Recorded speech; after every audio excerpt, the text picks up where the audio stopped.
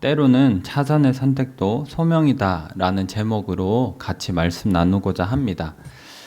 스탠리 하우어워스라고 하는 기독교 윤리학자가 있습니다.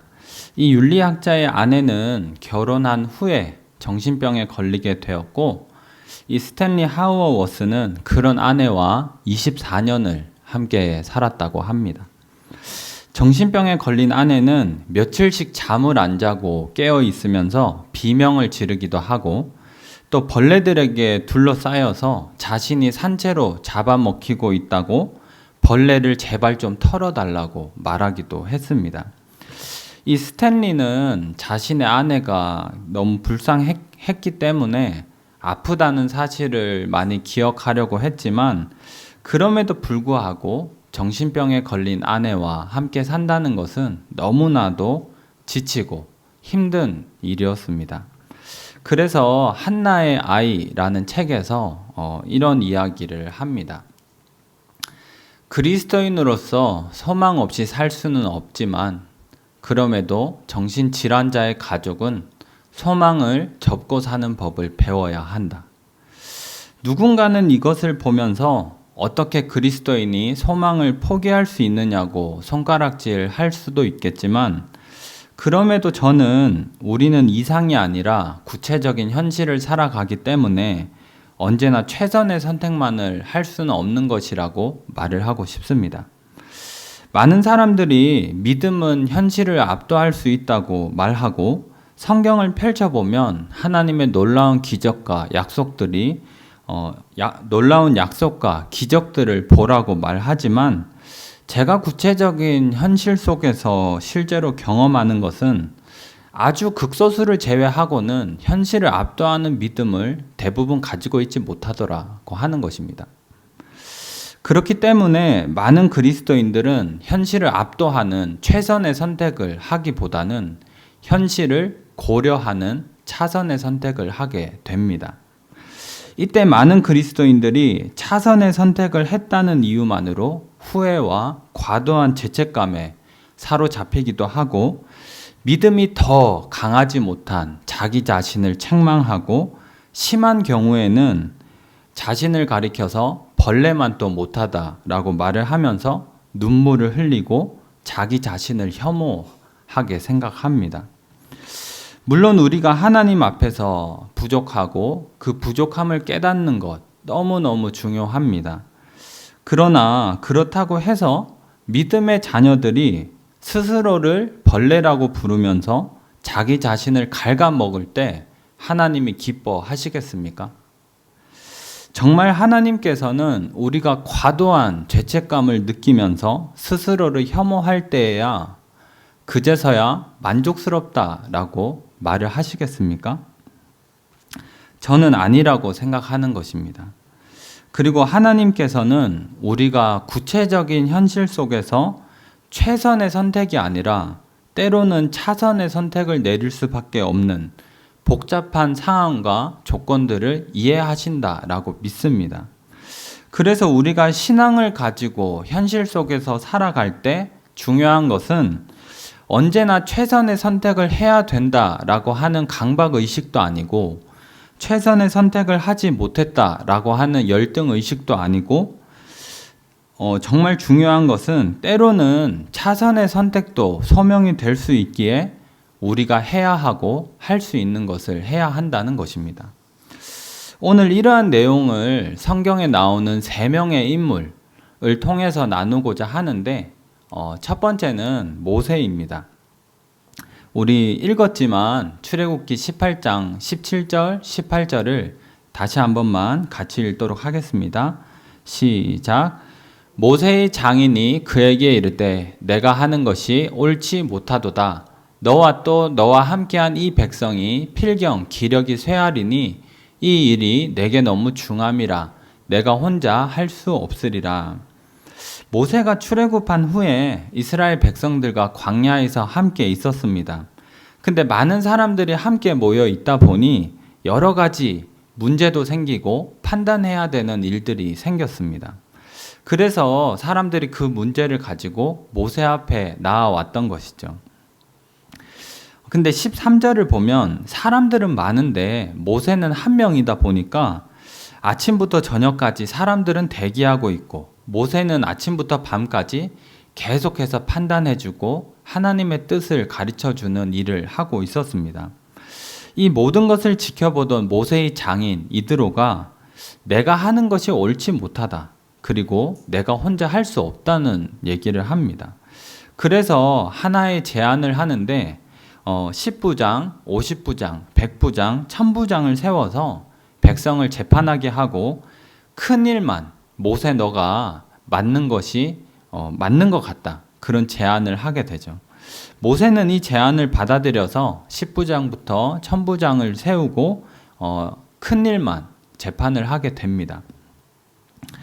사실 모세가 직접 한 명 한 명 재판해서 하나님의 뜻이 무엇인지 알려준다면 가장 좋겠죠. 왜냐하면 모세보다 그것을 잘할 수 있는 사람이 없기 때문입니다. 그리고 모세가 아무리 좋은 사람들을 세워도 분명 사람들을 세우다 보면 모세의 생각이나 방향성과 다른 사람들이 생겨나게 되죠.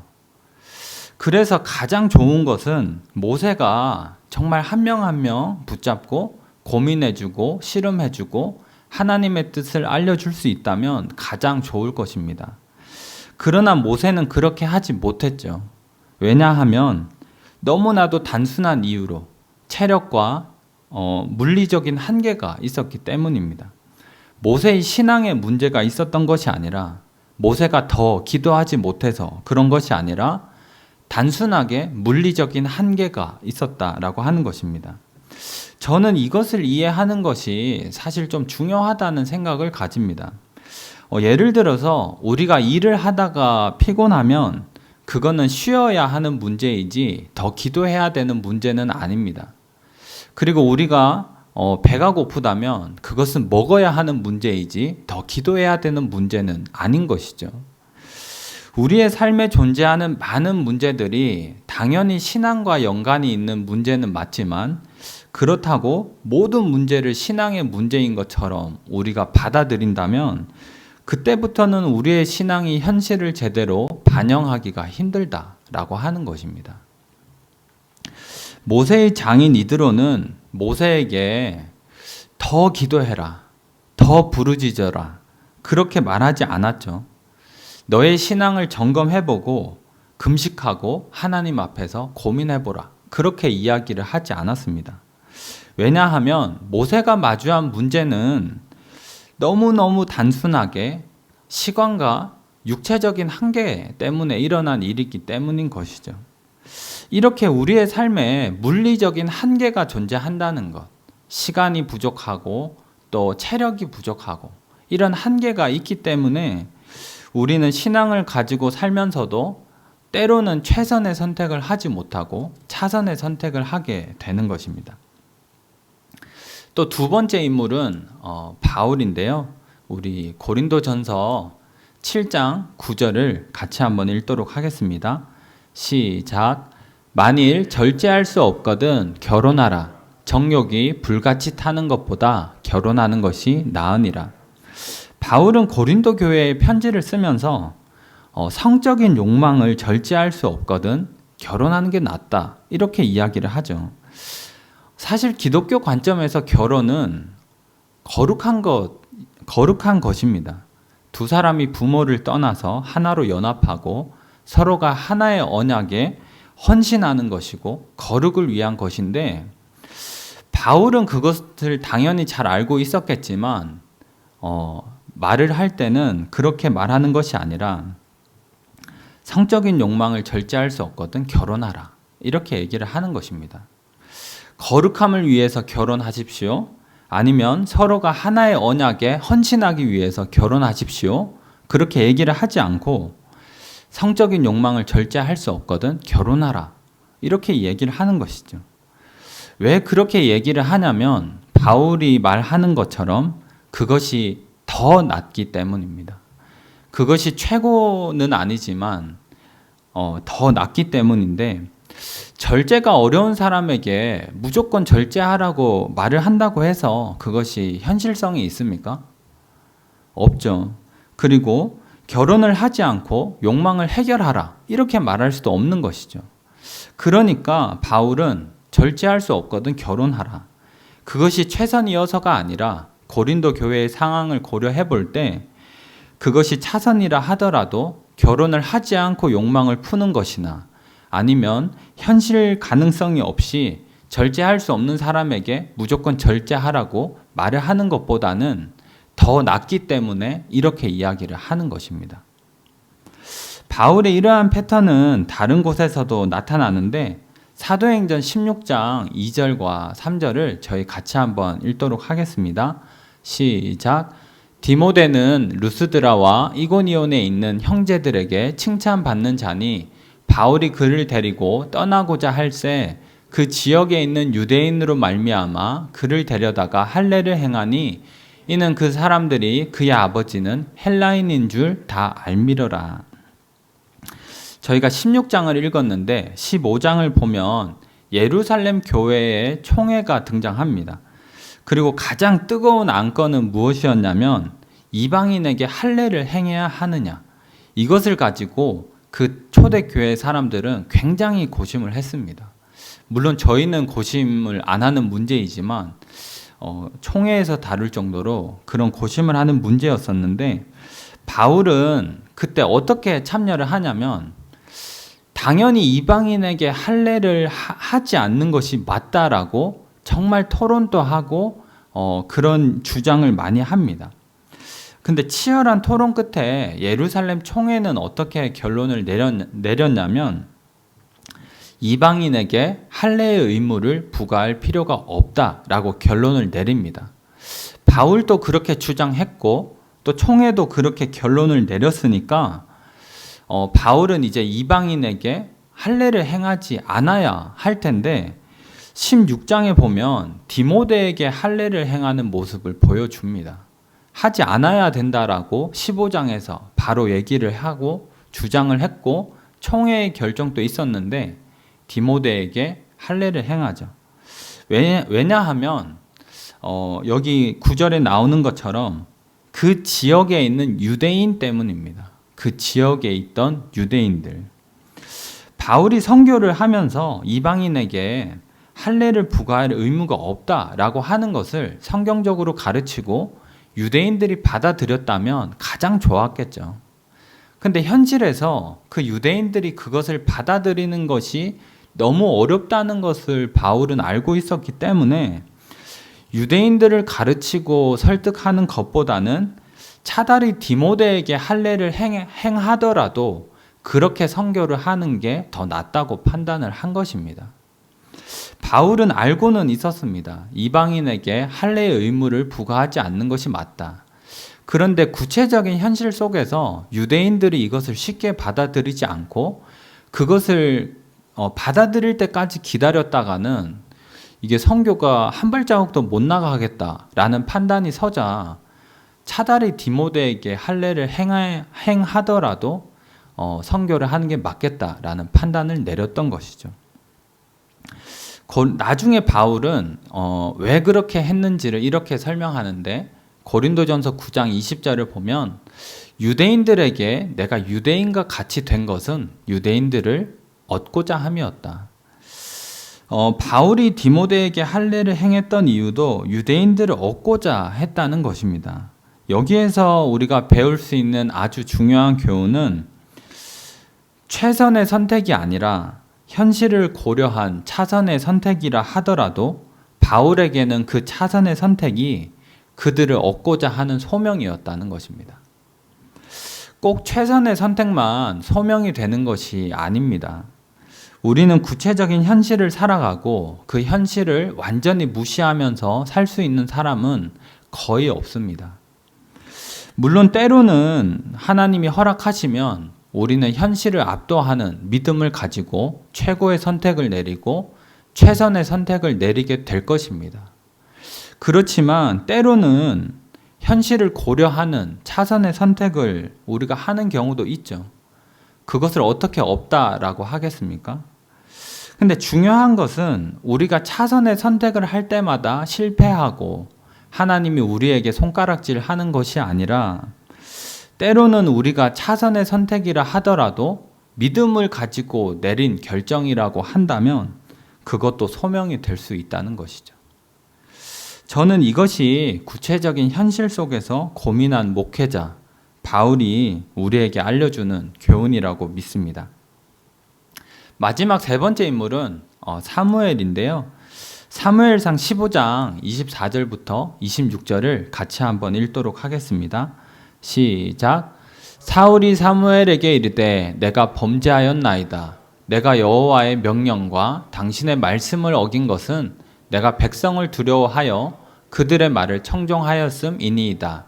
청하오니 지금 내 죄를 사하고 나와 함께 돌아가서 나로 하여금 여호와께 경배하게 하소서 하니 사무엘이 사울에게 이르되 나는 왕과 함께 돌아가지 아니하리니 이는 왕이 여호와의 말씀을 버렸으므로 여호와께서 왕을 버려 이스라엘 왕이 되지 못하게 하셨음이니이다 하고, 사울이 아말렉과 전쟁을 할 때 하나님께서 모든 것을 진멸하라 그렇게 얘기를 하셨죠. 근데 실제로 사울은 좋은 것은 다 남겨놓고 가치 없는 것만 진멸을 했습니다. 실제로 하나님의 말씀을 따르지 않으면서 따르는 척만 한 것이죠.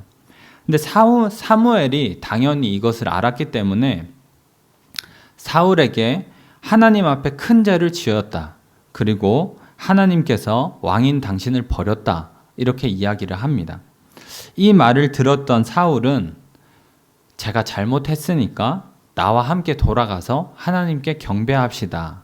이렇게 얘기를 하는데 사무엘은 그 말이 진심이 아니라는 것을 알았기 때문에 26절에서 나는 왕과 함께 돌아가지 않겠다라고 얘기를 하죠.